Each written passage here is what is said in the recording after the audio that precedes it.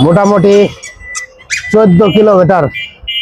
আমার এই জাহাজ মানে আমার পাইলটটা, আমার যে হোন্ডা, এই হারামজাদারে ধাক্কায় নিয়ে আইছি, ঠিক আছে।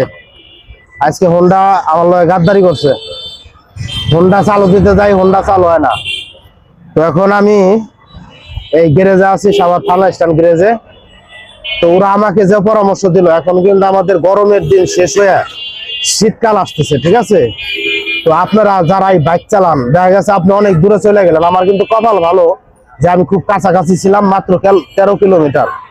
একা নিজে গাড়িটা ধাক্কায় নিয়ে আসছি, চাক্কা দিয়ে গাড়ি স্টার্ট করার চেষ্টা করছি, কোনোভাবেই চালু দিতে পারিনি। আপনি দেখছেন আমি গাই মেটানো পুরো অস্থির। আর বিষয়টা হলো শীতকাল, যাদের বাইক আছে মানে যারা হোন্ডা মোন্ডা চালান আর কি, তাদের আমি বলবো আপনারা গাড়িটা চেক দিয়ে নিয়েন, অন্তত ব্যাটারিটা চেক দিয়ে নিয়েন। আমার মতো পয়সা যায় না, ঠিক আছে। তো এই শীতকালে কমসে কম, শীতের আগে কমসে কম একটাবার সার্ভিস দিয়েন। 6 মাস পর পর সার্ভিস দিতে হয়, শীতকালের আগে গাড়িটা সার্ভিস দিয়ে।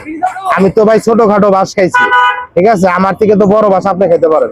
সুতরাং আপনাদের ওয়ার্নিং করে দিলাম যে হোন্ডা সময় মতো সার্ভিস করাবেন, এবং কি শীতকালের আগে ব্যাটারি যেখানে যা আছে সব চার্জ মার্জ দিয়া গাড়িটা টনটনা রাখবেন, তাহলে কিন্তু আমার মতো বাস কার লাগবে।